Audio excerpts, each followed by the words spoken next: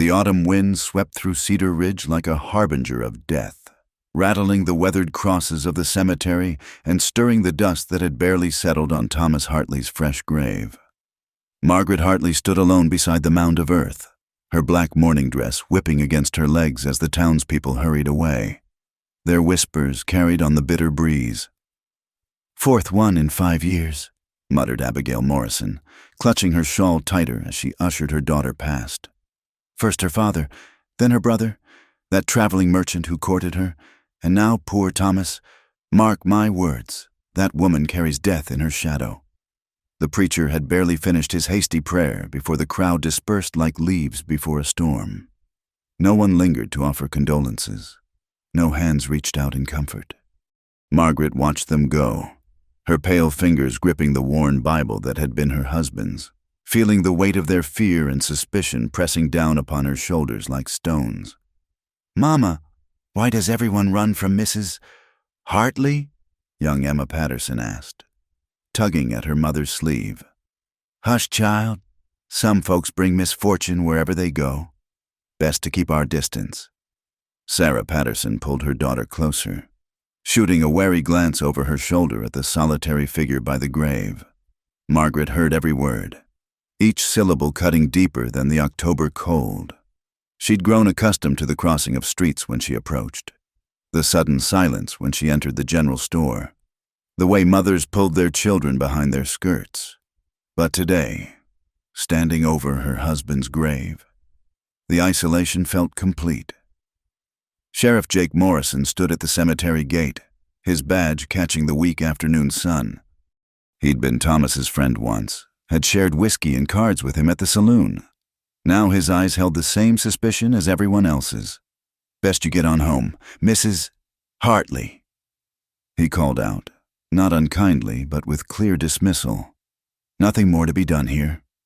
The walk back to her small house on the edge of town stretched before her like a journey through hostile territory.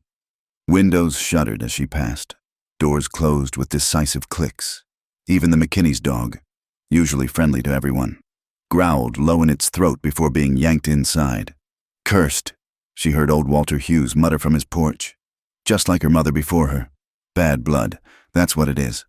Margaret's mother had died in childbirth, taking Margaret's twin brother with her. Her father had followed 10 years later, found dead in his workshop with no mark upon him. Then Samuel, her older brother, drowned in a creek that barely reached his knees. Each death unexplained, each one adding another link to the chain of whispers that bound her. The general store's bell jangled harshly as she entered. Conversation stopped mid-sentence. Mrs. Eleanor Bishop, the store owner's wife, stepped back involuntarily, her hand going to the cross at her throat. "I need flour and salt," Margaret said quietly, placing her coins on the counter rather than risk the horror of accidental touch. Henry Bishop filled her order in silence, wrapping the goods in brown paper with quick, nervous movements. He pushed the package across the counter, avoiding her eyes. That's everything, Mrs. Hartley." As she reached for her purchase, young Billy Chen, the Chinese laundry owner's son, burst through the door. He skidded to a halt when he saw her, his face paling. The widow," he whispered, backing away until his father's firm hand stopped him. "Mind your manners, boy," Li Chen said softly, though his own eyes held wariness as he nodded to Margaret. At least the Chinese families, themselves outsiders, showed her a measure of respect the white townspeople wouldn't. Outside, the afternoon shadows lengthened across Main Street. A group of women clustered near the church steps fell silent as she approached. Martha Blackwood, the banker's wife, lifted her chin with deliberate disdain. "Perhaps it would be best," Martha said, her voice carrying clearly in the still air, "if certain people considered relocating for the good of the community." "Now, Martha," Pastor Williams interjected weakly, though he, too, kept his distance, "we must show Christian charity." "Christian charity?" Martha's laugh was sharp as breaking glass. "Tell that to the 4 men lying in our cemetery. Tell that to the families left behind." Margaret forced herself to keep walking, her back straight despite the weight of their judgment. She'd learned long ago that defending herself only fed their fears. They needed someone to blame for the inexplicable deaths, and she'd become their scapegoat, their explanation for the unexplainable. The truth was simpler and more complex than their superstitions. Her father had suffered from a weak heart, something the frontier doctor had missed. Samuel had struck his head on a hidden rock when he fell, the traveling merchant. Robert Finley had been consumptive long before he'd met her, though he'd hidden it well. And Thomas had been examining mining claims in dangerous territory, making enemies of powerful men who didn't want their schemes exposed. But the truth held no power against fear. In a harsh land where death came too easily and too often, people needed patterns, reasons, someone to blame. Margaret had become their dark talisman, their explanation for why good men died too young.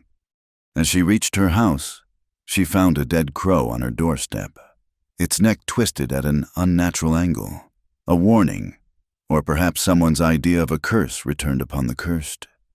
She nudged it aside with her boot, too tired to feel anything but hollow resignation. Inside, the house felt impossibly empty. Thomas's coat still hung on the peg by the door. His coffee cup sat unwashed on the table, a ring of dried coffee marking its bottom. She moved through the rooms like a ghost herself, touching objects that held the warmth of memory, if not of life. The desk in the corner drew her attention. Thomas had spent his last evening there, poring over papers and maps, his brow furrowed with concern. "There's something wrong, Maggie," he'd said, using the pet name only he dared speak. "These mining claims, these contracts, someone's stealing from folks. And I aim to prove it." She'd begged him to leave it alone, knowing how dangerous powerful men could be when threatened. But Thomas had his father's sense of justice, unbending as iron. Now he lay under 6 feet of earth, and she was left with only questions and a town that believed she'd somehow caused his death with her very presence. Night fell early in late October, bringing with it the first real cold of the coming winter. Margaret lit the oil lamp and settled into Thomas's chair, pulling a quilt around her shoulders. Outside, she could hear voices carried on the wind, men from the saloon, their courage bolstered by whiskey, making plans. "Can't have her staying here," someone said.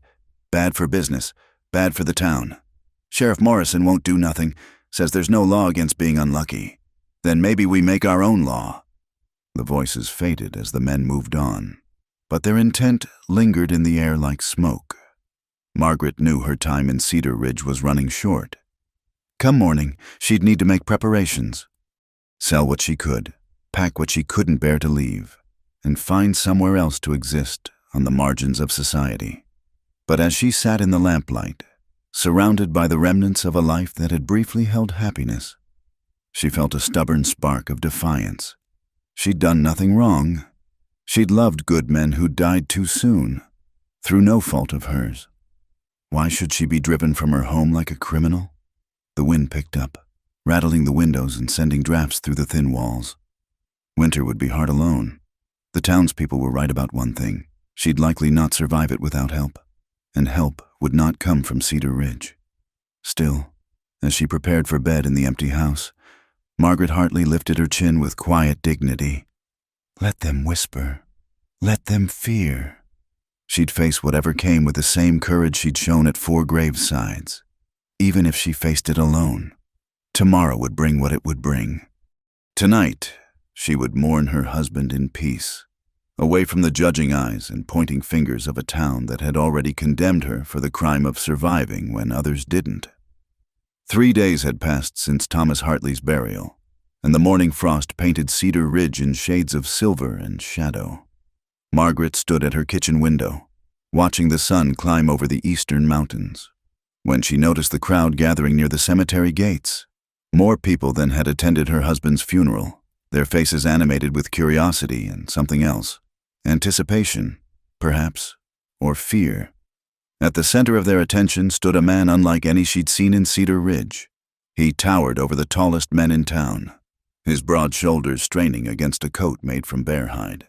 His hair, dark as coal and streaked with premature silver, hung past his shoulders, and a thick beard covered most of his face. But it was his eyes that commanded attention, gray as winter storm clouds, holding depth that spoke of solitude and secrets. "That's him," she heard someone whisper through her cracked window. "Josiah Stone. Lives up on Eagle's Peak. Ain't been down to town in near 3 years." "What's he want here?" another voice asked nervously. "Nothing good ever came from that mountain." Margaret watched as the crowd parted before him like water before a ship's prow. He moved with the quiet confidence of a man who'd faced down grizzlies and survived winters that would kill most men. His destination became clear as he walked, straight toward her house. She stepped back from the window, her heart beating faster. In 3 days, not a soul had knocked on her door except to leave dead animals or scratched curses in the wood. Now this mountain giant approached with purposeful strides. The knock, when it came, was surprisingly gentle. 3 measured raps that somehow conveyed patience rather than demand. Margaret smoothed her black dress, lifted her chin, and opened the door. Up close, Josiah Stone was even more imposing. He stood on her porch like some ancient oak tree, weathered but unbroken. The crowd had followed at a distance, gathering at her fence line like carrion birds. "Mrs. Hartley," he said, and his voice was deep as distant thunder. "I've come to pay my respects," she blinked, uncertain. "My husband is already buried. Mr. Stone, Josiah Stone." He removed his wide-brimmed hat, revealing more of that silver-streaked hair. "I knew Thomas. Traded with him sometimes when he ventured into the high country. He was a good man." "Yes," she managed, her throat tight. "He was—" Josiah's gray eyes swept over the crowd behind him, and something in his gaze made several men step back. Then he did something that stopped every whisper, every movement in the watching throng. He extended his hand to her. Not a casual gesture, not a brief social nicety, but a deliberate offer of human connection. His hand was massive, scarred from years of hard living, steady as granite. Margaret stared at it, then at his face. She saw no fear there, no superstition, no judgment, just a simple offer of respect from one human being to another. Slowly, as if in a dream, she placed her hand in his. Gasps rippled through the crowd. Martha Blackwood actually staggered, clutching her husband's arm. "He's touched her! The fool has actually touched the cursed widow!" But Josiah Stone didn't flinch, didn't pull away. His grip was warm, firm, reassuring. "I'm sorry for your loss," he said simply. "Thomas spoke of you often, said you were the strongest woman he'd ever known." Tears she'd held back for 3 days suddenly threatened to spill. "Thank you," she whispered. He released her hand but didn't step away. Instead, he turned to face the crowd, and his transformation was remarkable. The gentle giant who'd offered condolences became something else, dangerous, protective, immovable. "I see how it is in this town," he said, his voice carrying easily across the distance. "Good Christians, are you? Followers of the Lord who said, 'Love thy neighbor'? I see no love here, only cowardice dressed up as righteousness." Sheriff Morrison pushed through the crowd, his hand resting on his pistol. "Now, Stone, this ain't your concern. You don't know the history here. I know enough." Josiah's eyes fixed on the sheriff with unsettling intensity. "I know Thomas Hartley died looking into matters that certain folks didn't want looked into. I know his widow stands accused of nothing more than surviving, and I know that any man who threatens this woman will answer to me." The silence that followed was absolute. Even the wind seemed to hold its breath. "You don't know what you're doing," Walter Hughes called out, his voice shaking. "That woman is cursed." "Death follows her like—" "Like what?" Josiah interrupted. "Like shadows follow anything that stands in the light, like winter follows fall. Death comes to all men. Hughes, the only curse here is the blindness of fools." He turned back to Margaret, and his voice gentled again. "Mrs. Hartley, I came to town for supplies, but I see there's another matter needs tending. Would you allow me to escort you to the general store? I believe you have as much right to shop there as any soul in Cedar Ridge." Margaret looked at this strange man, this hermit who descended from his mountain solitude to stand beside her when no one else would. "Why?" she asked softly. "Why would you risk what? Their good opinion?" His laugh was like distant avalanche.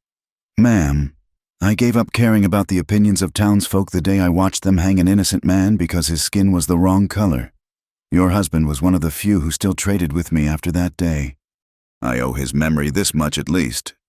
He offered his arm, a gesture both old-fashioned and revolutionary in its context. Every eye in Cedar Ridge was upon them, waiting to see what the cursed widow would do. Margaret made her choice. She stepped out of her doorway, closed the door behind her, and placed her hand on his offered arm. If the town gasped before, now they nearly choked on their shock. Together, they walked down the porch steps and through the gate. The crowd scrambled backward, some making signs against evil, others simply staring in horrified fascination. Josiah Stone paid them no mind, matching his longer stride to hers, creating a bubble of calm in the storm of whispers. "She's bewitched him," someone muttered. "He'll be dead within the week," another predicted. But louder than the fears came Martha Blackwood's shrill voice. "This is indecent. Sheriff Morrison, surely you won't allow—" "Allow what, exactly?" Josiah stopped, turning to face her. "A man walking with a lady to the store. Show me the law against kindness, Mrs. Blackwood. Show me where it's written that grief makes a woman untouchable." The banker's wife spluttered, her face red with indignation, but she had no answer. They continued their walk, and Margaret felt something she hadn't experienced in years: protection. Not since her father died had anyone stood between her and the world's cruelty. This mountain man, this stranger, had offered more human dignity in 5 minutes than the town had shown in 5 years. At the general store, Henry Bishop actually dropped a jar of pickles when they entered together.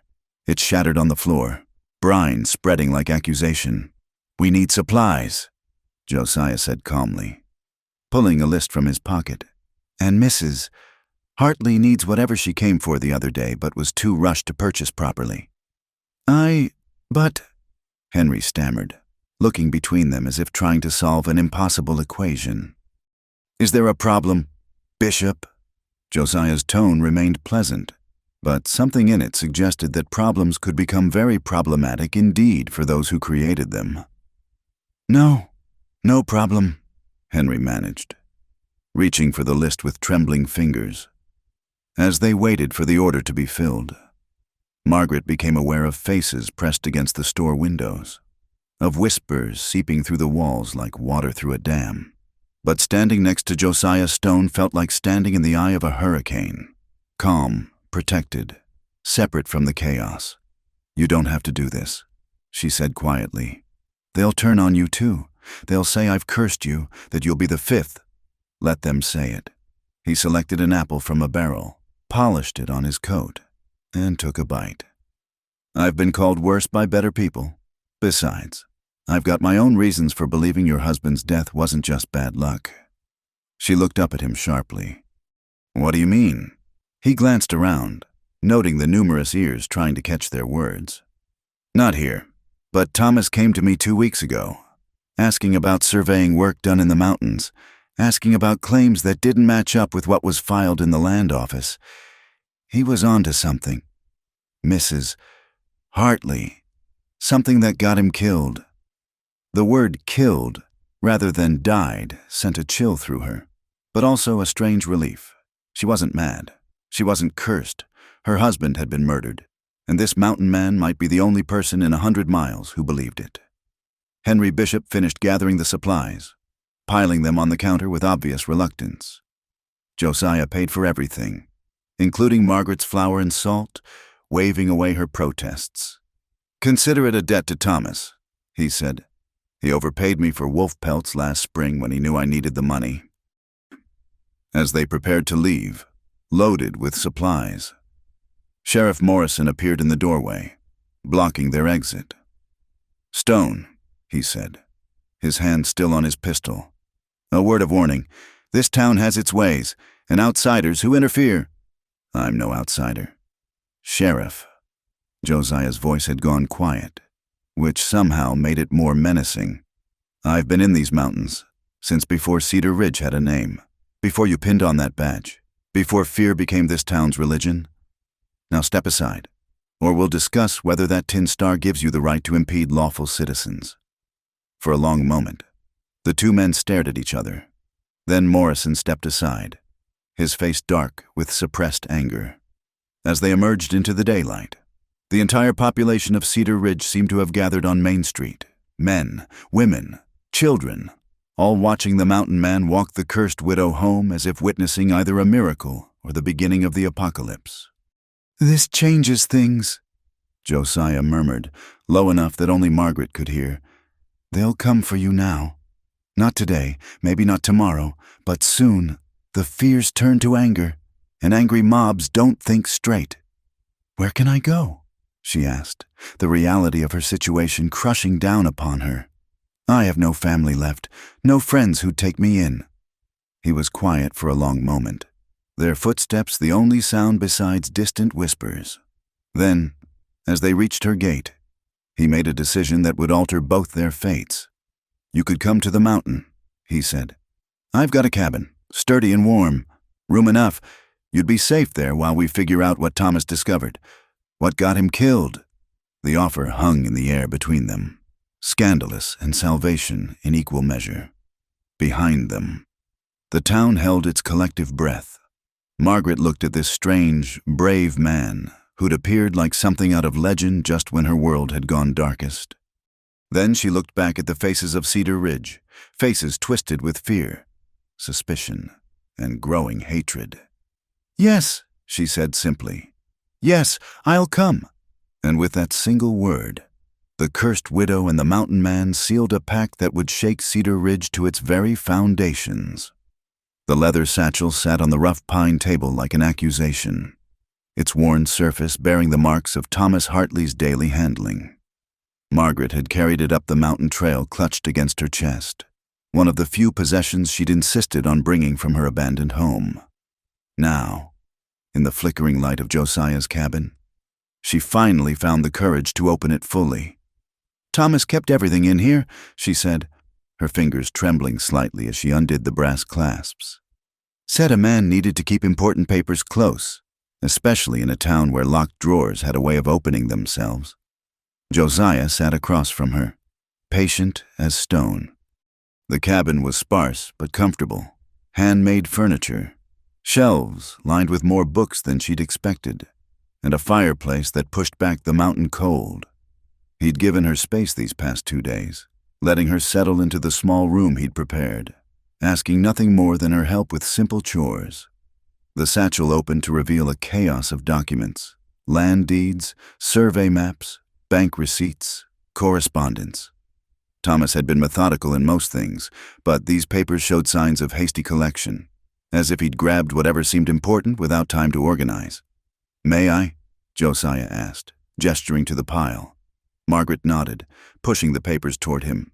"I've tried to make sense of them, but the legal language, the numbers, Thomas always handled such things." Josiah began sorting through the documents, his weathered hands surprisingly gentle with the fragile papers. As he read, his expression grew increasingly grave. Margaret watched the firelight play across his features, noting how different he looked from the wild mountain man who descended into town. Here, in his element. There was a sharp intelligence in those gray eyes that spoke of education abandoned rather than absent. "Your husband was a thorough man," he said finally, holding up a surveyor's map. "Look here, these are the original boundary markers for the Westfield claim, and here's the official filing from the land office. They don't match." Margaret leaned closer, catching the scent of leather and pine smoke that seemed to cling to everything in the cabin. "I don't understand. Someone's been moving boundary markers, filing false claims, the Westfield property. Old Samuel Westfield died last spring, no heirs, should have reverted to public land. But according to these documents, it was sold to..." He paused, checking another paper. "The Cedar Ridge Development Company. Ever heard of it?" She shook her head. Thomas mentioned something about a company buying up land, but I didn't pay much attention. Look at the signatures. Josiah spread 3 documents before her. Richard Blackwood, President. Jake Morrison, Secretary. Carl Patterson, Treasurer. The banker, the sheriff, and the mayor. Margaret breathed, understanding beginning to dawn. They're stealing land. More than that. Josiah pulled out a ledger, its pages covered in Thomas's neat script. Your husband tracked every suspicious death, every property transfer. Look, Robert Finley, the traveling merchant, says here he was looking to buy the Henderson place just before he died. The Hendersons sold to the Cedar Ridge Development Company 2 weeks after his death. Margaret's brother's name appeared on the next page. Samuel was negotiating to buy water rights along Copper Creek. After he drowned, she couldn't finish. The water rights were acquired by our 3 conspirators for 1/10 of their value. Josiah's voice was grim. Your father had claims in the Northern Valley. After his death... Stop! Margaret stood abruptly, pacing to the window. Outside, the mountain dropped away into darkness, stars beginning to pierce the twilight sky. You're saying they were all murdered, all of them, for land. I'm saying your husband found a pattern, and when he got too close to the truth... Josiah let the sentence hang unfinished. Margaret turned back to him, anger replacing the grief that had lived in her chest like a second heart. But why make me the scapegoat? Why the cursed widow story? Perfect cover, Josiah said simply. Who questions a curse? Who investigates bad luck? And if you died this winter, alone and friendless, who would have thought it anything but fitting? The cursed widow finally claimed by her own dark fate. The full horror of it washed over her. 4 men dead, including her husband. A town turned against her through carefully planted whispers. All for money. For land. For power. There's more, Josiah said quietly. He held up a letter. This one in different handwriting. This is from a judge in Denver. Your husband wrote to him, asking about proper procedures for reporting land fraud. The judge wrote back saying he'd need solid evidence. Witnesses, documentation. Everything Thomas was gathering. We have to take this to the authorities, Margaret said immediately. Show them what Thomas found. Which authorities? Josiah's smile was bitter. The sheriff who's part of the conspiracy? The mayor who profits from it? The local judge who owes his appointment to Blackwood's money? Then Denver. We'll go to Denver. Maybe, but first, we need more than what's here. Thomas was building a case, but it's not complete. We need the actual transfer documents from the land office, testimony from people who were pressured to sell, proof that links these deaths to the 3 men running this scheme. Margaret sank back into her chair, the weight of the task overwhelming. I don't know how to do any of this. I can read, I can figure, but legal matters... I do. The words came out quiet, almost reluctant. She looked at him in surprise. This mountain hermit, this man who lived wild and alone, knew law. Josiah seemed to read her thoughts. I wasn't always what you see now. Before I came to these mountains, I had another life, another name, almost. He stood, moving to a shelf, and pulled down a leather-bound book. Blackstone's Commentaries. I was a judge once, down in Kansas, before. He didn't finish, but she saw the pain flash across his features, quickly suppressed. What happened? She asked softly. I upheld the law as written. Let a man go free because the evidence against him was obtained illegally. That man killed again. A child this time. The town didn't care about legal niceties. They hanged him from a courthouse beam, and would have hanged me too if I hadn't run. He touched the book's spine gently. I've been running ever since, living up here, away from law and civilization both. But you came down for me. For Thomas, he corrected, though his eyes suggested that wasn't the whole truth. And because I've hidden long enough, maybe it's time to see if law can still mean justice, not just words on paper. They worked through the night, organizing documents, making notes. Josiah's knowledge transformed the scattered papers into a narrative of greed and murder. Margaret found herself understanding more than she'd thought possible, her quick mind grasping connections and implications. "You're not what you pretend to be either," Josiah observed as she correctly identified a forged signature by comparing handwriting samples. "This isn't the work of a simple frontier wife. My father believed in education, even for daughters." She said, "I wanted to be a teacher once. Before." She gestured helplessly at the life that had trapped her. "You still could be, after this is over." The word "after" hung between them like a promise or a prayer. As dawn lightened the eastern peaks, they had what they needed: a clear picture of the conspiracy, a list of what additional evidence was required, and a plan to get it. "It's dangerous," Josiah warned. "They've killed 4 men already. They won't hesitate. They've already taken everything from me." Margaret interrupted. "My family, my husband, my home, my good name. What else can they do?" "Kill you. They were going to do that anyway, weren't they? Let me freeze or starve this winter. Another victim of the curse." She met his eyes steadily. "At least now I'll fight back. Thomas would want that." Josiah nodded slowly. "There's something else. In town, when I offered to help you, it wasn't just about Thomas." She waited, seeing him struggle with words. "I've watched you for months," he admitted. "When I came to town for supplies, I'd see you facing down their fear with dignity. Never breaking, never begging, never becoming what they said you were. You reminded me of what courage looked like, what honor could be." "You watched a cursed widow buying flour," Margaret said, though her heart had begun to beat faster. "I watched a woman refuse to be broken by the world's cruelty. That's rarer than gold in these mountains." He gathered up the papers, businesslike again. "We'll need to be careful. They'll be watching for you to return. But first, you need to learn a few things. How to read legal documents properly, how to spot forgeries, how to build a case that even a corrupt system can't ignore." "You'll teach me?" "If you're willing to learn." Margaret looked around the cabin that had become her refuge, at the man who'd offered her more than shelter. He'd offered her the tools to fight back.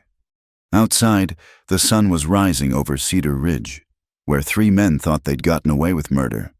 "I'm willing," she said simply, and so began her education in law and justice, with a fallen judge as her teacher and vengeance dressed as legal procedure as her motivation.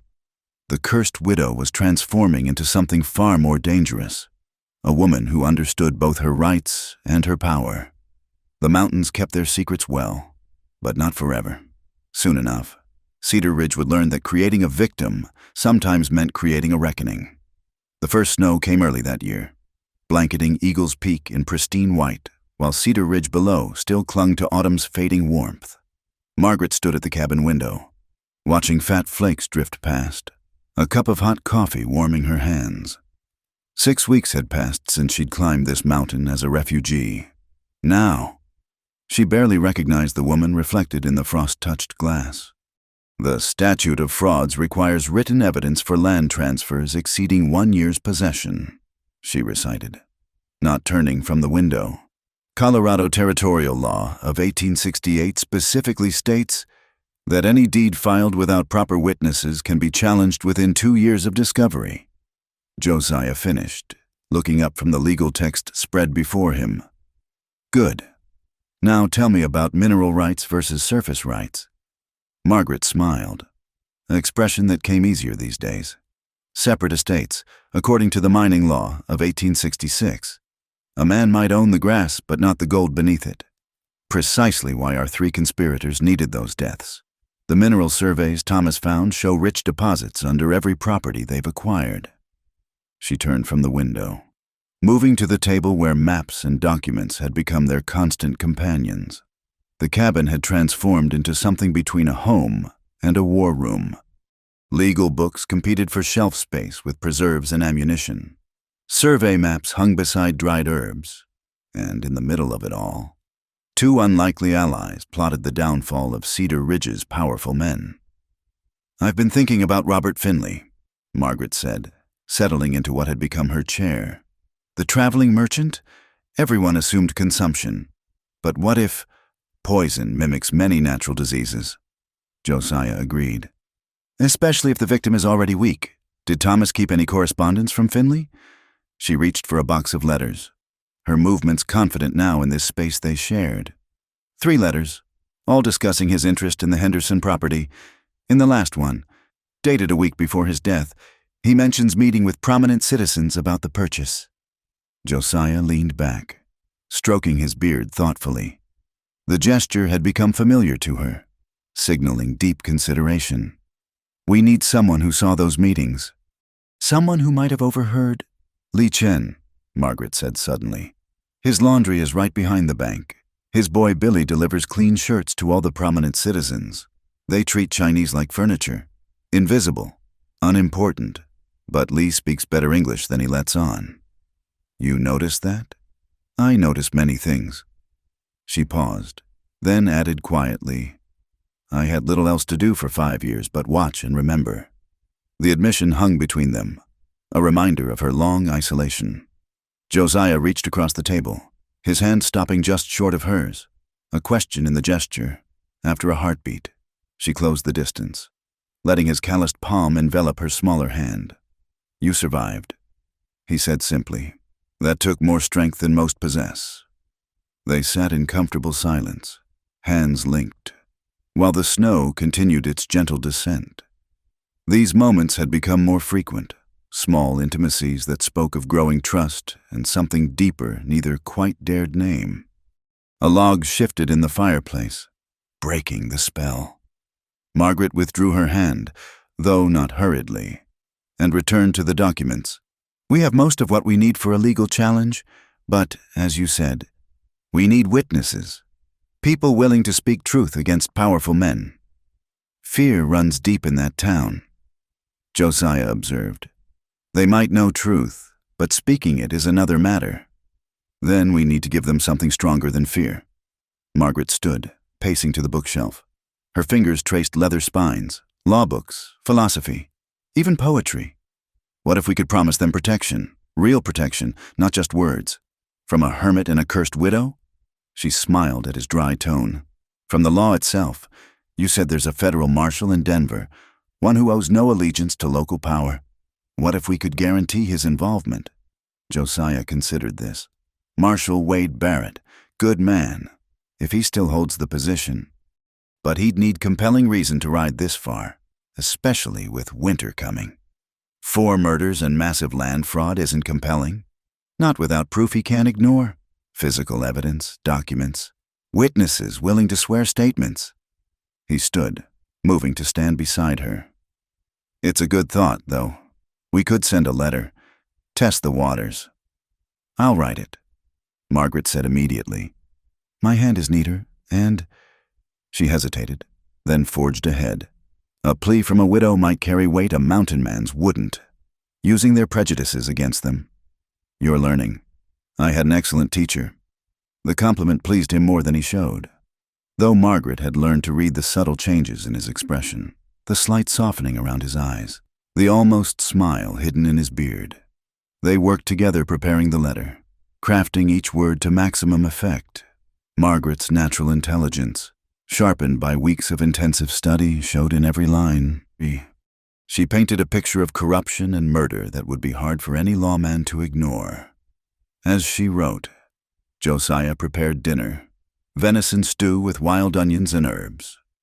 The domestic routine they'd developed felt natural now, each taking tasks without discussion. Margaret often found herself watching him work, noting the careful way he moved, the unexpected gentleness in hands that could break a man's jaw. How do you stand it? She asked suddenly. The isolation. Years alone on this mountain.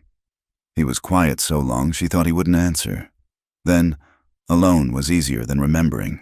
Every face in a crowd might be someone seeking vengeance for my failure. Every legal argument reminded me of the child who died because I followed the letter of law instead of its spirit. You couldn't have known. No. But knowledge doesn't ease guilt. He ladled stew into bowls. The simple action somehow weighted with meaning. These weeks, though, I'd forgotten what it meant to have someone to talk with, to share silence with, to what? He set the bowl before her, his hand brushing her shoulder. To remember why law matters, why justice is worth fighting for, even when it failed me before. They ate in companionable quiet, the storm outside intensifying. Wind howled around the cabin's corners, but inside was warmth and light and the peculiar peace that comes from shared purpose. After dinner, Margaret returned to her studies while Josiah tended his weapons, cleaning, oiling, preparing. The contrast might have been jarring once. Now it seemed natural, even necessary. Law backed by force, justice protected by strength. "There's something I haven't told you," Josiah said suddenly, not looking up from the rifle he was cleaning. "About why I really came to town that day." Margaret waited, sensing the importance of what was coming. "I dream sometimes. Have for years." "Same dream, a woman standing alone against a storm, refusing to bend or break. Never saw her face clearly, but I knew her courage." He set the rifle aside, meeting her eyes. "Then I saw you at your husband's funeral, standing alone while the whole town turned away. You were the woman from my dreams." The words should have sounded mad. Instead, they rang with a truth that made Margaret's breath catch. "I dream too," she admitted softly. "Of safety, of someone strong enough to stand between me and the world's cruelty, of—" She stopped, unable to voice the rest. "Of what?" "Of not being alone anymore." He crossed to her then, kneeling beside her chair so their eyes were level. "You're not alone, not anymore. Whatever comes, facing down those bastards, rebuilding your life. Anything. You won't face it alone." Margaret touched his face, feeling the rough beard, the weathered skin, the warmth beneath. "Nor will you." He caught her hand, pressed a kiss to her palm, a gesture so tender from such a fierce man that it nearly undid her composure. A log crashed in the fireplace, sending sparks up the chimney. Outside, the storm raged harder, but the cabin stood firm against it. Like us, Margaret thought. Battered by storms, but still standing. "Tomorrow we'll need to check the trail," Josiah said, returning to practical matters, though his voice remained soft. "This early snow might block the lower passes. We should also—" "Tomorrow," Margaret interrupted gently. "Tonight, let's just be—" He smiled then, a real smile that transformed his face. "All right, tonight we just be—" They talked late into the night, not of law or justice or revenge, but of dreams deferred and hopes nearly forgotten. He told her of his childhood in Ohio, of parents who'd wanted him to be a minister before law called louder. She spoke of teaching ambitions, of books she'd loved, of the life she'd imagined before Cedar Ridge's curse fell upon her. When finally she retired to her small room, Margaret paused at the door. "Josiah?" "Yes? Thank you for everything, but mostly for seeing me, not the cursed widow or the victim, but me." "Margaret," he said, her name a promise on his lips. "I've never seen you as anything else." She carried that warmth with her into sleep, while outside the storm spent its fury against mountains that had weathered far worse. Come spring, they would descend to face Cedar Ridge's corruption, but for now, in this cabin above the clouds, two wounded souls found healing and purpose, partnership, and the tentative beginnings of something that might, given time, bloom into love. The cursed widow was learning to be Margaret again, and the hermit judge was remembering why justice and life were worth fighting for. The winter deepened its grip on Eagle's Peak, transforming the mountain into a fortress of ice and snow. 3 months had passed since Margaret climbed the treacherous path as a refugee, and now Cedar Ridge below seemed like another world, distant, yet never forgotten. The town's whispers, however, had found their way up the mountain trails. Trappers brought news, Josiah said one morning, stomping snow from his boots as he entered the cabin. "The town's talking. They know you're here." Margaret looked up from the legal brief she was copying, her penmanship now as precise as any clerk's. "What are they saying?" That the witch has ensnared the mountain man. That you're practicing dark arts up here, planning revenge. He hung his coat, shaking his head. Fear makes fools of people. Fear and guilt, Margaret corrected. They need me to be a monster. It's easier than admitting they stood by while innocent men died. The cabin had become their sanctuary and strategy room combined. Maps covered one wall, marked with property boundaries and disputed claims. Legal books formed towers on every surface. Margaret had absorbed knowledge like parched earth drinking rain, her natural intelligence flowering under Josiah's tutelage. There's more, Josiah continued, his expression darkening. Sheriff Morrison's been making threats. Says if you don't come down by spring thaw, he'll come up here with a posse. Claims you stole property belonging to Thomas's estate. The documents that prove his murder? Margaret's laugh was bitter. How convenient. He's testing boundaries, seeing how far they can push. Josiah moved to the window, scanning the white expanse below.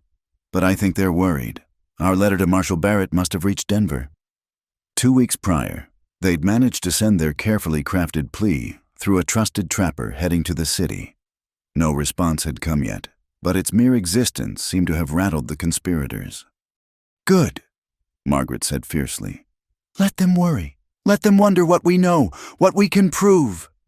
Josiah turned from the window, studying her with that penetrating gaze she'd come to know so well.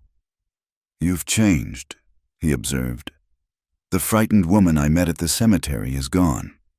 She was never frightened, Margaret corrected softly. She was tired of being alone, of carrying grief like stones in her chest. But frightened? No. And now, she gestured at the books, the documents, the tools of justice surrounding them. Now I have weapons better than fear. Knowledge and law. And you. The words hung between them, weighted with meaning. These past months had woven their lives together in ways neither had expected. Teacher and student had become partners, and partners had become something more. Something neither quite dared name, though it lived in every shared glance, every accidental touch, every evening spent reading by firelight. A sharp crack echoed across the mountain, not gunfire, but ice breaking on the peaks above. Still, both tensed, hands moving instinctively to weapons. The isolation that protected them could also make them vulnerable. We should prepare for visitors, Josiah said, his voice carefully neutral, wanted or unwanted. They spent the morning reinforcing defenses, checking sight lines, storing ammunition, planning escape routes neither hoped to need. Margaret had learned to shoot under Josiah's patient instruction, though she still preferred the weapon of words to bullets. That afternoon, as Margaret worked through a particularly complex section of territorial law regarding claim disputes, she heard Josiah's low whistle, their signal for approaching strangers. She moved quickly to the window, peering through the gap in the heavy curtains. 2 figures struggled up the trail, bent against the wind. As they drew closer, Margaret gasped in recognition. It's Li Chen and his boy. Josiah was already at the door, rifle in hand but lowered. The Chinese laundryman and his son Billy stumbled into the cabin's warmth, both shivering violently. Mrs. Hartley, Li Chen said through chattering teeth, his usual pidgin English abandoned for clear, precise words. Forgive intrusion. We bring warning. Margaret wrapped blankets around both visitors while Josiah secured the door. What warning? Sheriff Morrison plans raid, Lee said, accepting the hot coffee she pressed into his hands.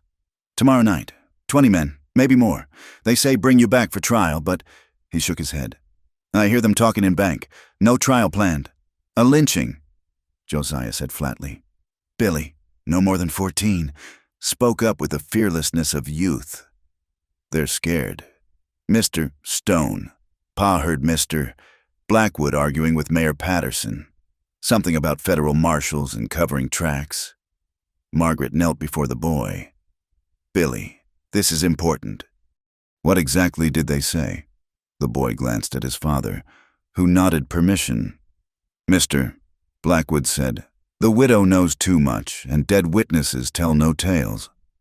Then Mayor Patterson said something about making it look like self-defense, like you attacked them first.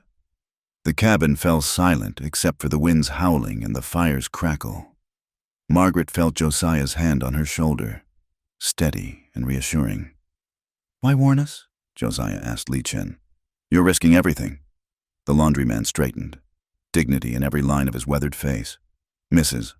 Hartley, only one who ever looked at me like human being.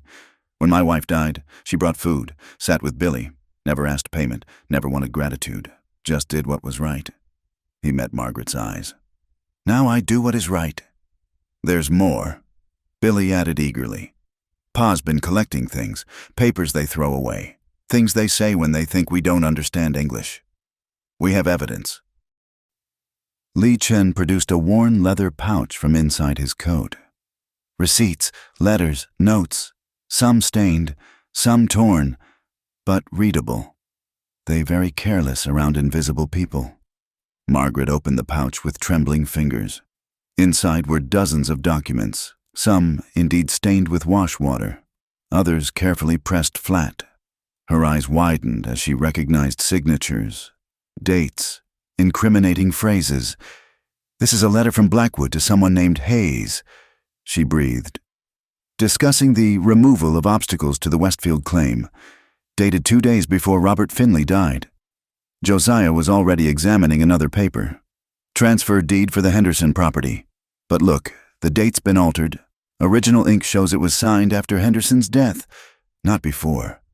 "You've given us weapons," Margaret told Li Chen, tears threatening. "How can we thank you?" "Keep living," the laundryman said simply. "Show them that good people don't always lose."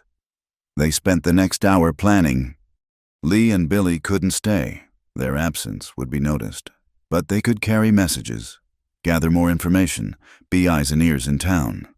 "There are others," Lee said as they prepared to leave. "Mrs. Rodriguez at boarding house. Her husband died in mine accident after refusing to sell. Old Sam Tucker remembers when surveyor marks were moved. Even Pastor Williams grows troubled by what he sees. Fear keeps them silent, but fear can turn to courage if given hope." After the Chens departed, slipping back down the mountain as secretly as they'd come, Margaret and Josiah worked with urgent purpose.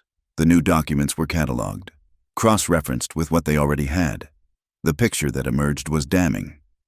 A conspiracy of greed that had claimed at least 7 lives, stolen dozens of properties, and corrupted the very foundations of justice in Cedar Ridge.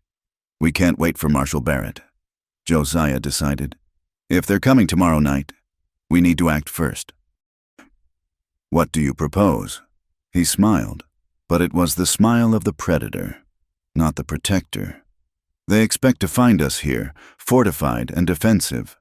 Instead, we'll be where they least expect, in town, turning their ambush into ours." "That's madness." "No, that's tactics. And we won't be alone." He pulled out a map of Cedar Ridge, marking positions. "Li Chen has given us allies, Mrs. Rodriguez, Tucker, even the pastor. If we can reach them, convince them to stand with us. A handful of frightened citizens against 20 armed men, a handful of citizens with truth on their side, and the promise of federal justice coming." His gray eyes met hers, fierce and determined. "Besides, we have something they don't expect. You, not the cursed widow they've created in their minds, but an educated woman who can quote law and present evidence. Your very presence will shake them." Margaret studied the map, her mind racing through possibilities. It was dangerous, perhaps foolhardy. But staying meant certain death, while acting might mean justice. "All right," she said finally. "But we do this my way, with words before weapons, law before violence." "Agreed, though I'll keep my rifles handy in case your words need emphasis." They worked through the night, preparing documents, planning approaches, drafting summons that carried no legal weight but might fool those who didn't know better. As dawn approached, Margaret finally collapsed into her chair, exhausted but determined. "You should rest," Josiah said softly. "Tomorrow will test us both. I can't sleep. Too much depends on us. Yes. He knelt beside her chair, taking her hands in his. Margaret, whatever happens tomorrow, I need you to know something. She waited, heart beating faster at his serious tone. These months with you have been the first real living I've done in years. You've given me purpose again, reminded me why justice matters. If something happens to me, nothing will happen, she interrupted fiercely. We'll face them together, and we'll win. We have to. Because the alternative is unthinkable? Because I can't lose you too. The admission escaped before she could stop it. I've lost so much. Josiah, I won't lose you. He lifted her hands to his lips, kissing each palm gently. Nor I you. We'll be careful, smart, use their arrogance against them. Together, always together. As the first light of dawn touched the peaks, they made their final preparations. The cursed widow and the hermit judge would descend from their mountain sanctuary, but not as victims fleeing justice. They would come as its agents, armed with truth and determination. Cedar Ridge thought it knew fear. By tomorrow night, it would learn what real justice looked like when wielded by those with nothing left to lose and everything to fight for. The morning sun cast long shadows across Main Street as Margaret Hartley walked into Cedar Ridge for the first time in 4 months. Her black dress was pristine, carefully pressed the night before.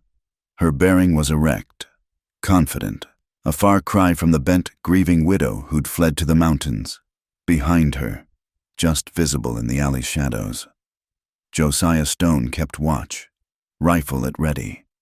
The street seemed to freeze as she passed Mrs. Morrison. Sweeping her porch, dropped her broom with a clatter.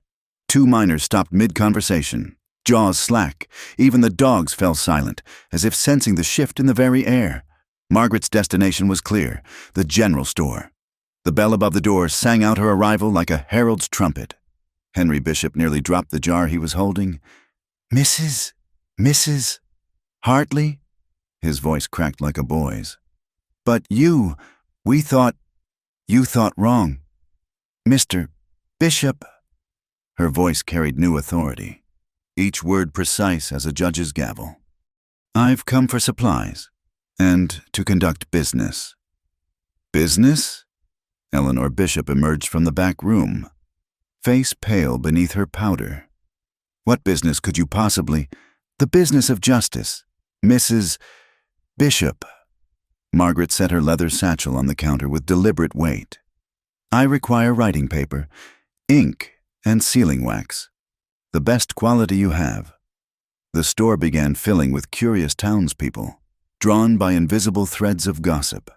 Margaret had counted on this. The town's hunger for spectacle would serve her purposes. I don't understand, Henry stammered, even as he began gathering the requested items. Sheriff Morrison said that I'd what? Died conveniently in the mountains. Disappeared like smoke. Margaret's laugh was sharp as winter wind. No, Mr. Bishop, I've been studying, learning, preparing. Preparing for what? The voice came from the doorway. Martha Blackwood, imposing in purple silk, her husband's wealth displayed in every fold. Margaret turned slowly, meeting the banker's wife's gaze without flinching. Good morning, Mrs. Blackwood. How fortunate. I have documents here that concern your husband directly. The crowd murmured, pressing closer. Margaret reached into her satchel, producing papers with theatrical precision. Colorado Territorial Law, Section 23, Subsection 4. All land transfers exceeding 40 acres must be witnessed by 2 disinterested parties and filed within 30 days. She held up a document. This deed, transferring the Westfield property to the Cedar Ridge Development Company, was filed 45 days after signing. It is, therefore, invalid. How dare you? Martha's face flushed red. My husband is a thief and a murderer. Margaret's voice cut through the protest like a blade. Though I suppose you'd prefer the legal terms, fraudulent conversion and conspiracy to commit homicide. The gasp that ran through the crowd was audible. Someone ran for the sheriff. Others pressed closer, torn between fear and fascination. Margaret continued, her voice carrying clearly. Samuel Westfield died on March 15th. This deed is dated March 10th. Tell me, Mrs. Blackwood, how does a dead man sign papers? There must be some mistake. Yes, your husband's mistake in believing murder leaves no evidence. Margaret produced another paper. This is Samuel Westfield's actual will, filed in Denver 2 years prior. He left everything to the Catholic orphanage, not to mysterious buyers who appeared days after his death. The crowd's murmur grew louder. Margaret saw faces she recognized. Mrs. Rodriguez near the door, Sam Tucker by the window, even Lee Chen's boy Billy peering through the glass. Sheriff Morrison burst through the door, hand on his pistol. What's this disturbance? Ah, Sheriff, perfect timing. Margaret's smile was cold as mountain stone. I have questions about your role as secretary of the Cedar Ridge Development Company, particularly about meetings held to discuss the removal of obstacles to land acquisition. Morrison's face darkened. You're speaking nonsense, woman. Grief has turned your mind. Has it? Then perhaps you can explain this. She held up another document. Minutes from a company meeting, in your own handwriting. Quote, the Finley problem will be resolved within the week. Robert Finley died 4 days later. Coincidence. 4 coincidences. My father, my brother, Robert Finley, my husband? All men who opposed your land schemes? Margaret's voice rose, filled with righteous fury. How many coincidences before it becomes conspiracy? Sheriff? The crowd was growing restless. Some edged away from Morrison. Others whispered urgently. The sheriff's hand tightened on his gun. You're under arrest, he declared, for theft of documents, disturbing the peace. Actually, a new voice interrupted from the doorway. I think you'll find Mrs. Hartley is well within her rights. Pastor Williams entered, and he wasn't alone. Behind him came Mrs. Rodriguez, Sam Tucker, and a dozen other townspeople. Their faces showed fear, but also determination. Pastor? Morrison's voice held warning. This doesn't concern the church. Murder concerns us all. Sheriff. Williams held up a Bible. I've been keeping my own records. Deaths that made no sense. Families pressured to sell. Property lines that mysteriously shifted. I stayed silent too long. But no more. Margaret felt a surge of hope. The seeds Lee Chen had mentioned were bearing fruit. This is rebellion. Morrison snarled. I'll arrest a lot of you. With what authority? Margaret challenged. A sheriff who violates his oath has no authority. Colorado Territorial Statute 16. Enough! Mayor Patterson pushed through the crowd, Banker Blackwood beside him. Both men's faces were thunderous. Mrs. Hartley, you've caused enough trouble. Leave town immediately, or what? Josiah Stone's voice rumbled from the doorway like distant thunder. He entered with rifle casual in his hands, presence commanding instant attention. You'll murder her like you did her husband. The crowd parted before him like biblical waters. Some crossed themselves, others simply stared. The mountain man of legend, standing with the cursed widow. It was like something from a dime novel. Stone. Morrison's voice held real fear now. This isn't your business. Justice is everyone's business.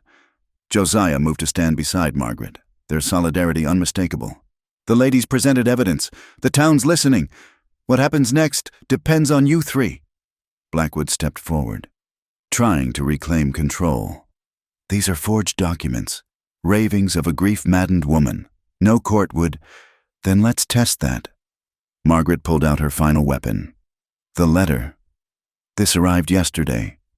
Marshal Wade Barrett of Denver will be here within the week to investigate charges of murder, fraud, and conspiracy. I've sent him copies of everything. The lie came smoothly. No letter had arrived, though one had been sent, but the effect was immediate. Blackwood paled. Patterson stumbled.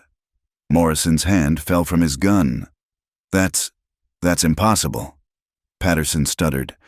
You couldn't have. I've done many impossible things these past months, Margaret said quietly. I've survived your attempts to destroy me. I've learned law from a brilliant teacher. I've gathered evidence you thought burned or buried, and I've found allies in people you dismissed as worthless." She gestured to the crowd, now grown to fill the store and spill onto the street. Chinese and Mexican faces mixed with white. Poor stood beside prosperous, all united by one thing, the hunger for justice. "You created the story of the cursed widow," Margaret continued, voice carrying to every ear. "You turned this town against me, made me a pariah, but you forgot something important. Pariahs have nothing left to lose, and a woman with nothing to lose is the most dangerous creature God ever made." "Amen," someone whispered. Others nodded. Morrison made one last attempt. "You can't prove anything. It's all circumstance. Hearsay." "Is it?" Sam Tucker stepped forward, gnarled hands clutching a surveyor's notebook. "I got the original survey maps, showing where the markers were before they got moved. Kept them safe all these years. I have receipts." "Mrs." Rodriguez added, producing a box. "From families forced to sell for pennies on the dollar, threats written down, promises broken." One by one, citizens stepped forward with evidence. Papers saved, conversations overheard, threats witnessed, the conspiracy's web, so carefully woven, unraveled thread by thread. Blackwood's face had gone from red to white to gray. "This is... you can't..." "We have rights." "Rights?" Margaret's voice cracked like a whip. "What about Thomas's right to life? Robert Finley's? My brother's? You talk of rights while standing on the graves of good men." The crowd's mood shifted, darkened. Someone shouted, "Murderers!" Others took up the cry. Morrison's hand went to his gun again, but Josiah's rifle swung toward him with lazy precision. "I wouldn't," the mountain man advised. "This town's had enough of your law. Time for real justice." "The marshal," Patterson began desperately, "will find everything waiting for him." Margaret finished. "Every document, every witness statement, every piece of evidence. You gentlemen might want to consider your options. Confession could lead to prison rather than hanging." The three conspirators looked at each other, seeing their empire crumble. Around them, the town they'd terrorized found its courage, its voice, its righteous anger. "Lock them up," someone shouted. "In their own jail." The crowd surged forward.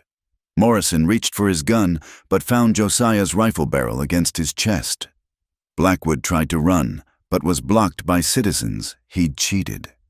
Patterson fell to his knees, babbling about innocence and misunderstandings. Through it all, Margaret stood calm in the storm's center. The black-clad figure of justice incarnate. The cursed widow had returned, but not as Cedar Ridge expected.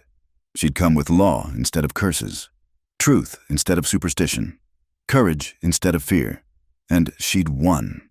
The church bell tolled 7 times as dusk settled over Cedar Ridge, its bronze voice calling the town to the most important gathering in its history. Every pew in the small Methodist church was filled, with more people standing along the walls and crowding the doorway. Lanterns cast dancing shadows on faces marked by curiosity, fear, and something new, hope. Margaret Hartley stood at the pulpit where Pastor Williams had insisted she speak. The same pulpit where her husband's eulogy had been rushed through just months before.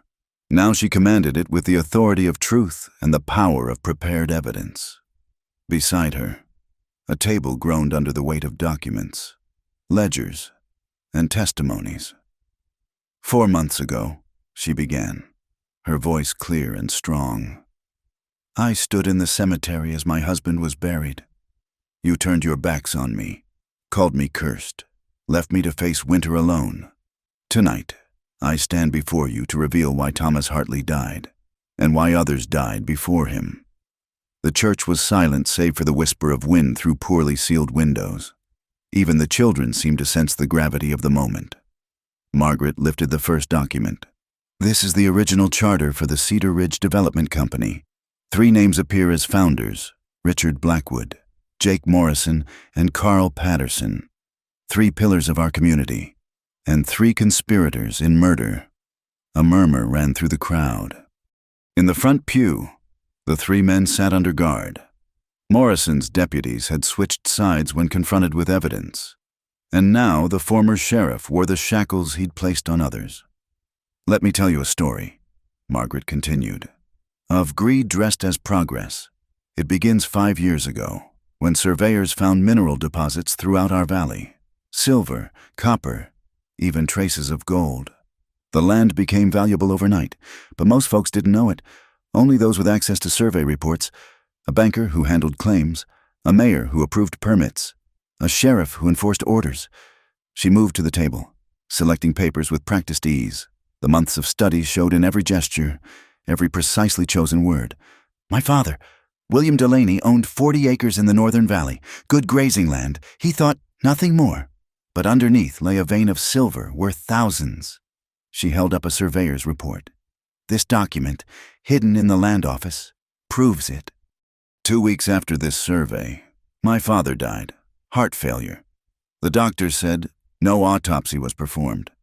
"That's because Doc Henderson said," someone called out. "Doc Henderson, who left town suddenly last year," Margaret interrupted. "Who sold his practice for a fraction of its worth to the company? Yes, let's discuss what Doc Henderson said." She produced a letter, water-stained but readable. "Found in the trash behind the bank. Saved by someone who knew its importance. Henderson writes to Blackwood, 'The digitalis worked as you suggested. No trace, no suspicion. My fee, as agreed.'" The gasp that ran through the church was like wind through grain. Several people stood, anger replacing shock on their faces. "Murderers!" a woman cried out. "Let her finish," Pastor Williams commanded, his own face pale with horror. Margaret continued relentlessly. "After my father's death, the land passed to my brother Samuel. He was approached about selling but refused. 2 months later, he drowned in Copper Creek, in water that barely reached his knees. The witness, Deputy Morrison, who just happened to be fishing nearby."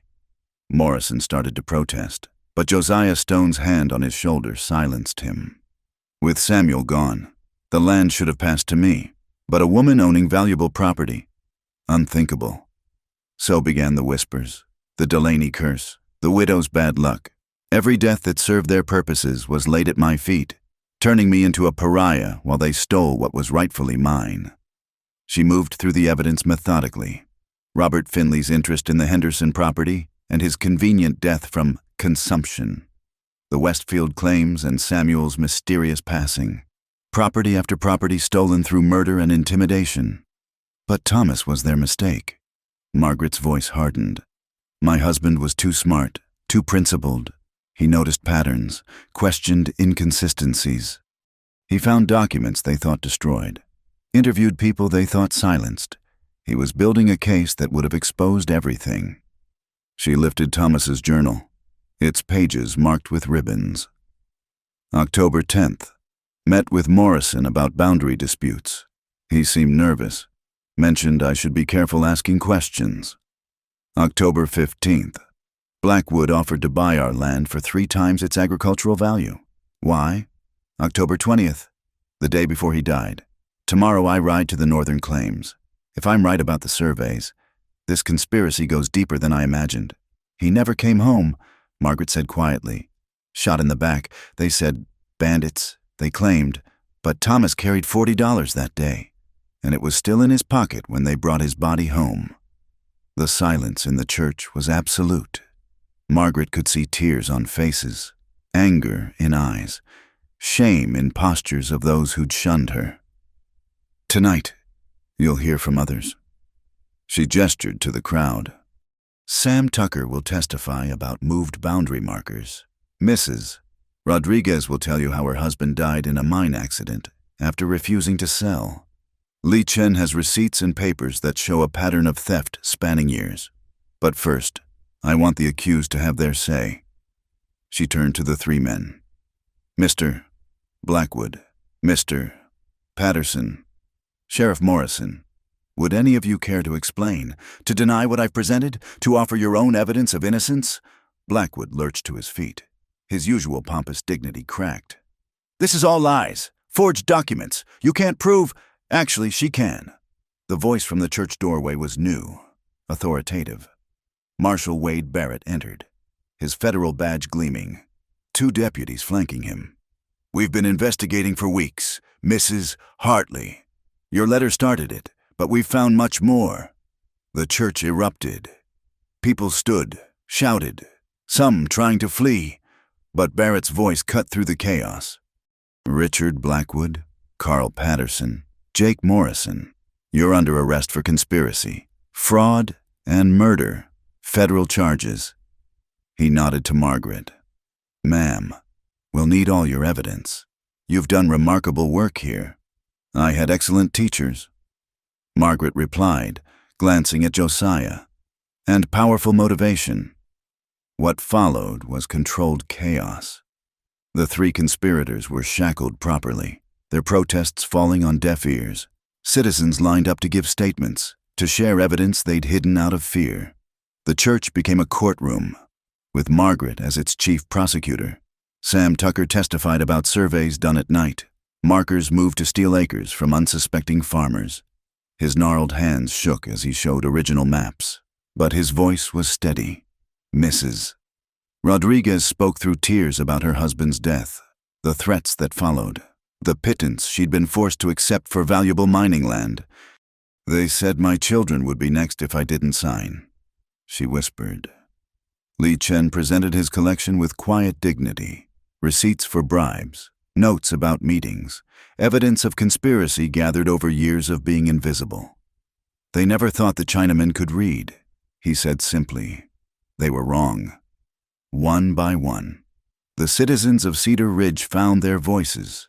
The baker who'd been threatened, the schoolteacher who'd seen documents she shouldn't have, the livery owner who'd been forced to sell.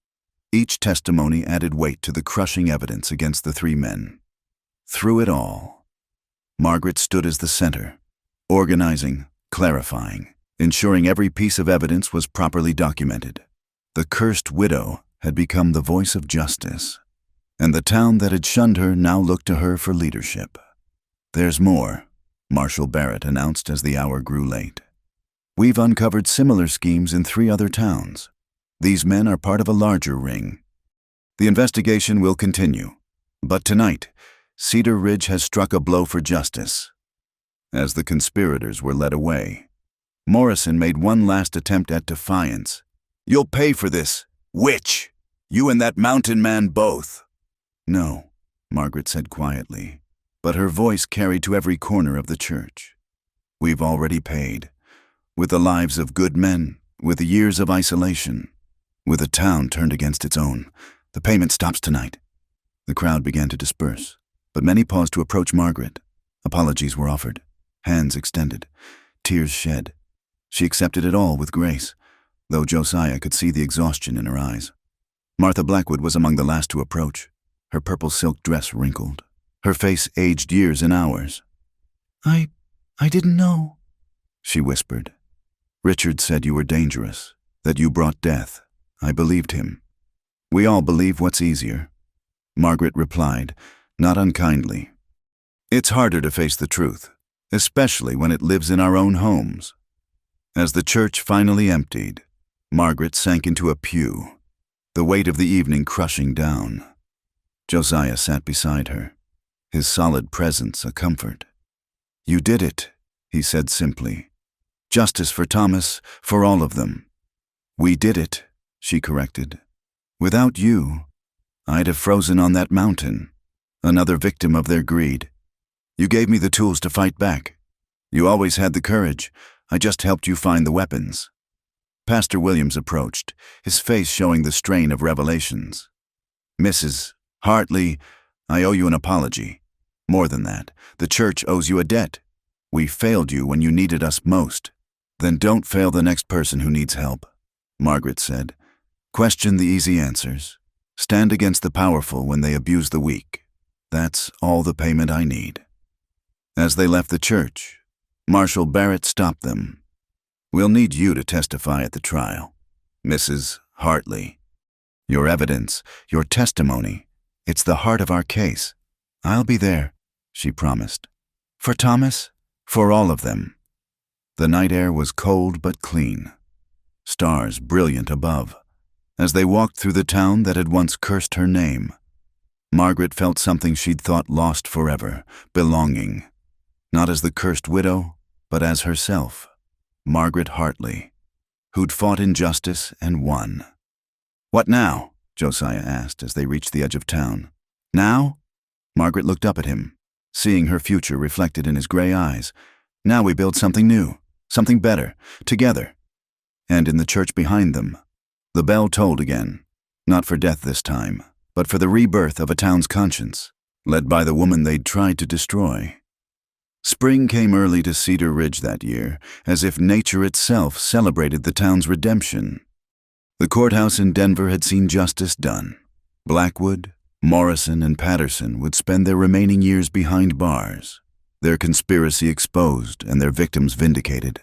Now, 6 months after that fateful night in the church, Margaret Hartley stood in what had once been the town's abandoned schoolhouse, watching sunlight stream through newly cleaned windows. "Mrs. Stone, the desks arrived."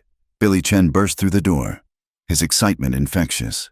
Behind him, men carried furniture into the building that would soon house the Cedar Ridge School for All Children, a name that had caused considerable discussion but which Margaret had insisted upon. "Careful with those, Billy," she said, smiling at the boy's enthusiasm. "And how many times must I tell you? It's still Mrs. Hartley for a school business." The marriage had been simple, performed by Pastor Williams just 2 months prior. Josiah had insisted on doing it properly, courting her with the deliberate patience of a man who understood that some wounds needed time to heal. But when he'd finally asked, on a starlit night at the mountain cabin, her yes had come without hesitation. "Sorry, Mrs. Hartley." Billy grinned, unrepentant. "Pa says to tell you that Mrs. Rodriguez will bring the books tomorrow. And old Sam Tucker's donated a globe. Says every child should know there's a world beyond Cedar Ridge." Margaret surveyed the transformation with satisfaction. The building, abandoned since the last teacher fled 5 years ago, had been restored through community effort. Where once suspicion divided the town, shared purpose now united it. Men who'd shunned her worked alongside those who'd supported her, building something new from the ashes of corruption. 23 students enrolled already, Josiah said from the doorway, his massive frame filling the space. He'd traded his mountain hermit appearance for something more civilized, though he still wore his beard long and his presence still commanded respect. "Including 6 who've never seen the inside of a classroom." 24, Margaret corrected. "Maria Rodriguez just brought her youngest. She said," her voice caught slightly, "she said she wanted her daughter to learn from a woman who knew how to fight with words instead of weapons." Josiah crossed to her, his hand finding hers with the easy intimacy of married life. "You've given them more than education. You've given them hope." Through the window, they could see Main Street's transformation. Where fear once ruled, normalcy had returned. The general store served all customers equally. The new sheriff, promoted from the deputies who'd sided with justice, maintained law without favoritism. Even the bank, under new management, had begun making fair loans to families previously denied. "Mrs. Hartley!" Emma Patterson ran in, clutching a slate. "Look, I can write my whole name now." Margaret knelt to the child's level, examining the careful letters. Emma's father sat in prison. Her mother struggled with shame, but the children would not inherit their parents' sins. That had been Margaret's first decree as the town's new school teacher. Every child was equal within these walls. "Excellent work. Emma, tomorrow we'll start on reading. Would you like that?" The girl nodded eagerly, then paused. "Mrs. Hartley, Ma wanted me to say she's sorry for before, for believing the stories. Tell your mother the past is past," Margaret said gently. "We look forward now." As Emma scampered off, more visitors arrived. Li Chen brought supplies, his English now openly fluent as he discussed curriculum with Margaret. Mrs. Rodriguez arrived with textbooks donated from Denver, thanks to Marshall Barrett's influence. Even Martha Blackwood, humbled by her husband's crimes but determined to make amends, contributed funds for supplies. "Who would have thought?" Josiah murmured, watching the diverse group work together. That the cursed widow would become the town's cornerstone? Not cursed, Margaret corrected. Never cursed, just a woman who refused to break. The afternoon brought an unexpected visitor. Judge Harrison from the territorial court, the man who'd overseen the conspirators' trial. He dismounted from his horse, weathered face creased in a smile. Mrs. Stone, Mr. Stone.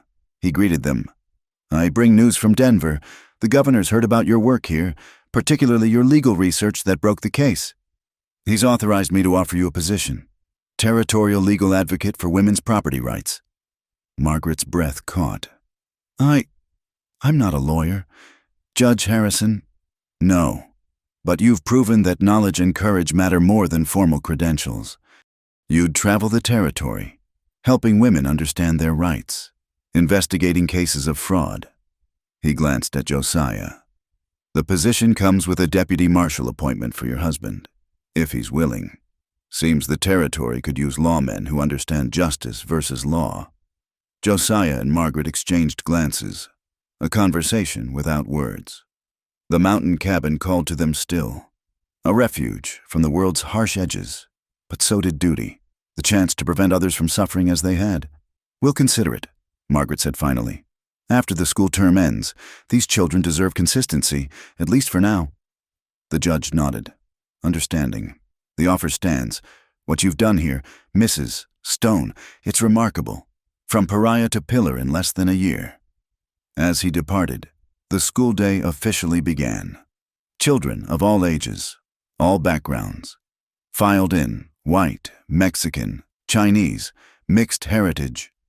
Margaret had fought hard for this integration, facing down protests with the same calm determination that had exposed murderers.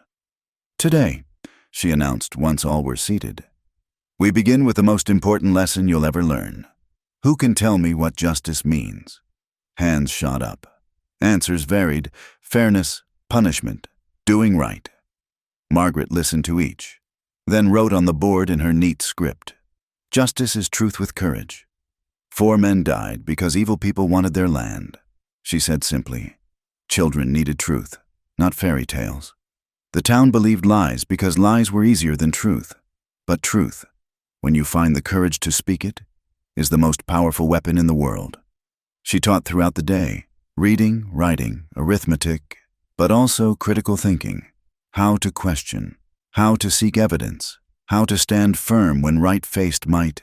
These children would not grow up to be silent witnesses to injustice. As the day ended and students scattered homeward, Margaret found herself alone with Josiah in the empty classroom. He pulled her into his arms, and she rested against his broad chest, feeling the steady beat of his heart. Do you ever regret it? He asked quietly. The simple life we might have had in the mountains. Do you regret giving up your solitude? Never. His answer was immediate, fierce. You brought me back to life. Margaret showed me that hiding from failure meant hiding from purpose, and you showed me that strength doesn't mean standing alone. She looked up at him, seeing in his weathered face all the love she'd thought herself too cursed to deserve.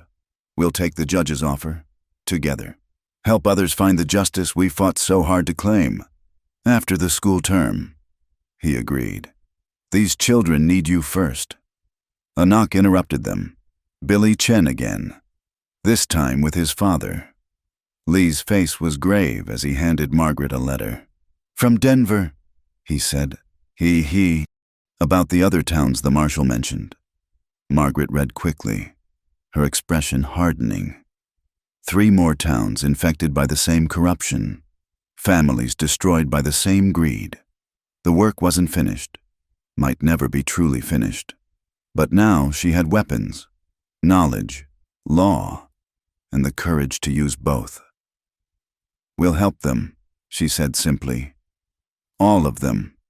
As the sun set over Cedar Ridge, painting the mountains in shades of gold and crimson, Margaret stood in the doorway of her school. The town that had once whispered cursed widow now spoke her name with respect. Children who might have grown up ignorant now hungered for knowledge. Women who'd been voiceless found their advocate. Thomas would be proud. Josiah said softly, they all would. Margaret replied, thinking of her father, her brother, all those who died for others' greed. Their deaths weren't meaningless. They led to this, to justice, to change, to hope. The evening bells began to toll, calling the town to rest. But for Margaret Hartley Stone, the work was just beginning. Tomorrow there would be more lessons to teach, more rights to defend, more justice to pursue. The cursed widow had become a beacon of law and learning, proof that sometimes the greatest victories came not from violence, but from wisdom, not from fear, but from faith in truth's ultimate power. As they walked home together, hand in hand through the town that had transformed with them, Margaret reflected on the journey, from isolation to community, from victim to victor, from silence to voice. She'd lost much, but gained more: purpose, partnership, and the power to ensure others need not suffer as she had. The mountains stood eternal witness to their story, not a tale of curses, but of courage, not of endings, but beginnings, not of a woman broken by grief, but of one who turned sorrow into strength and strength into justice. And in the schoolhouse behind them, books waited for tomorrow's lessons. While in the territorial capital, corrupt men in other towns continued their schemes, unaware that their reckoning approached in the form of a woman who'd learned that knowledge was power and justice was worth any price. The cursed widow's story had ended. Margaret Hartley Stone's legacy had just begun. Thank you for listening to this story. I'm curious. Where are you enjoying this tale? Please share your location in the comments so we can connect with listeners around the world. Don't forget to subscribe to the From Wild West channel and share your thoughts about Margaret and Josiah's journey. Your comments and perspectives make these stories come alive.